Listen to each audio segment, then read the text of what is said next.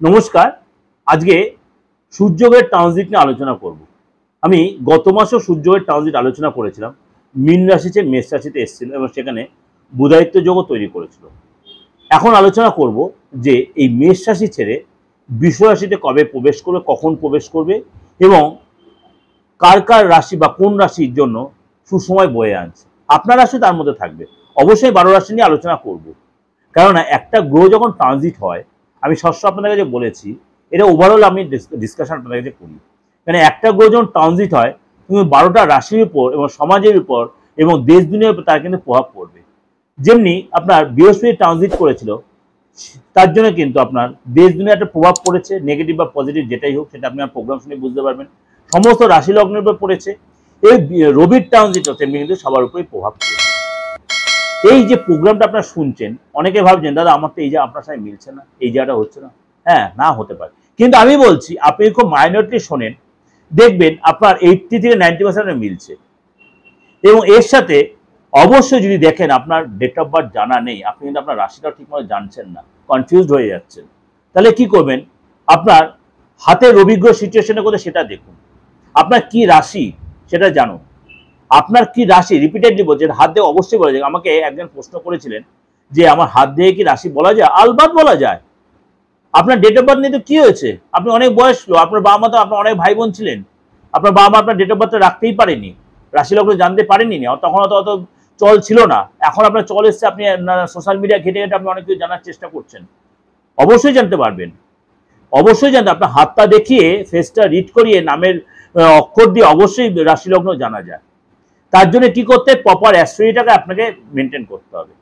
কার কাছে গেলে সেটা পাবেন, সেটা আপনাকে সেটা জেনে নিতে হবে। প্রপার গাইডটা কোথায় পাবো, তার জন্য কিন্তু হাতটা দেখাবেন, ফেসটা রিড করাবেন, আপনার বাস্তু সিচুয়েশনটা দেখবেন, যে বাস্তুতে আপনার যে রবি গ্রহের সিচুয়েশন, প্রত্যেকটা গ্রহের কিন্তু বাস্তুতে একটা জায়গা আছে।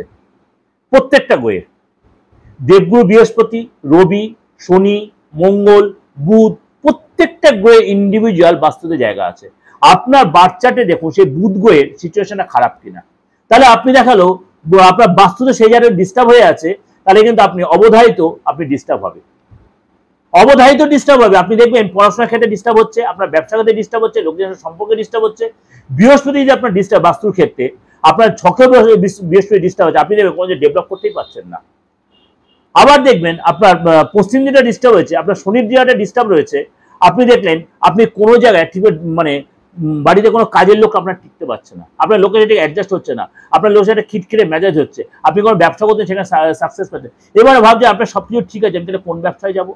তার জন্য কি করতে হবে? আপনাকে ইন্ডিভিজুয়াল হরোস্কোপটা বা ইন্ডিভিজুয়াল আপনার হাতটা, ইন্ডিভিজুয়াল ফেসটা আপনার রিড করাতে হবে।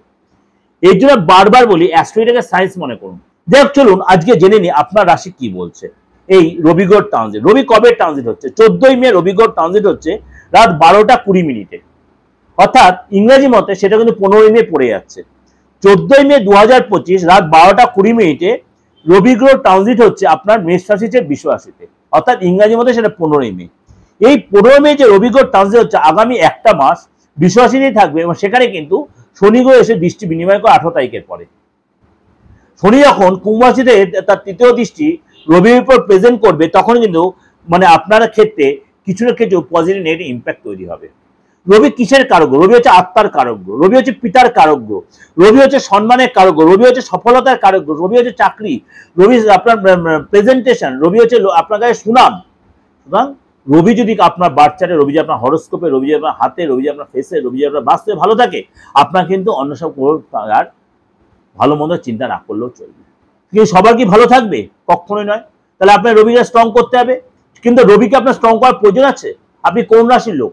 আপনার যারা রবি স্ট্রং করলে আপনার ক্ষতি হবে, সেটা কিন্তু আপনার ঠিকমতো প্রেডিকশন করে চলতে হবে। চলুন তাহলে জেনে নিন আপনার রাশি কি বলছে।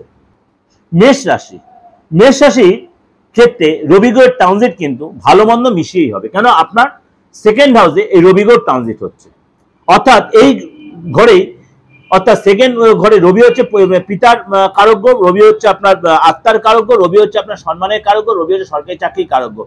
এই যে রবি সেকেন্ড হাউসে ট্রানজিট হচ্ছে এবং সেখানে শনির দৃষ্টি পড়ছে, সুতরাং আপনার পৈতৃক সম্পত্তি নিয়ে কিন্তু একটু ডিস্টার্ব হতে পারে। মেষ রাশির লোকেরা বি কেয়ারফুল ফর আপনার ল্যান্ড অ্যান্ড আদার্স সম্পত্তি।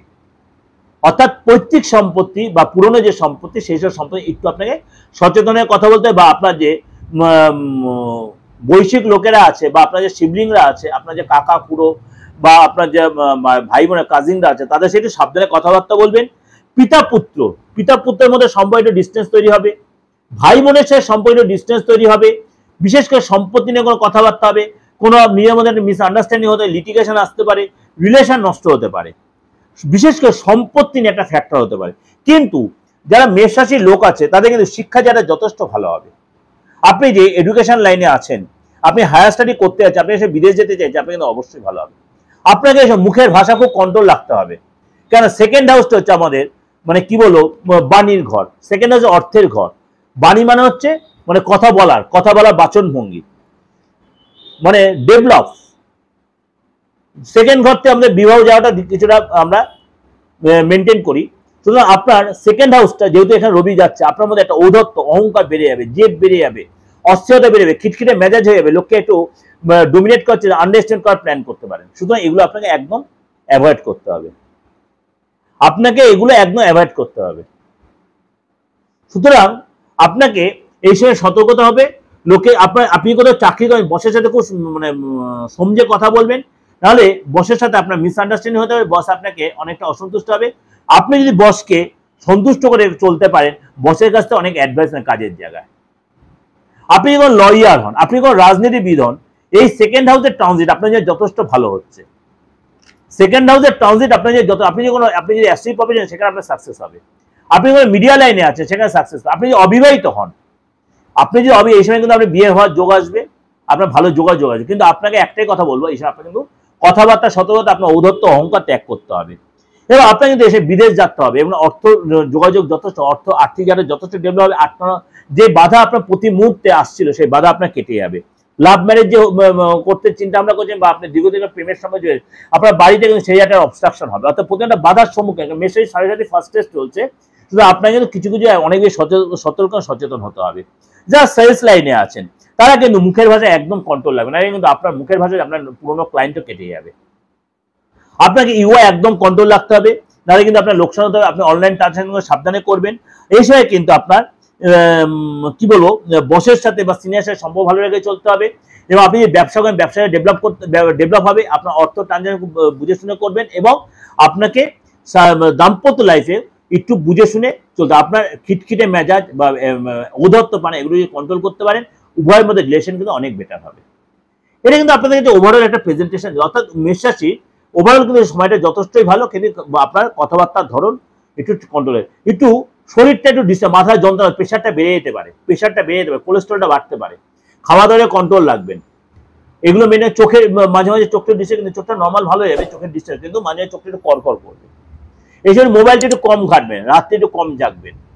এগুলো মেনটেন করতে ওভারঅল কিন্তু আপনার সময়টা অনেকটাই বেটার যাবে।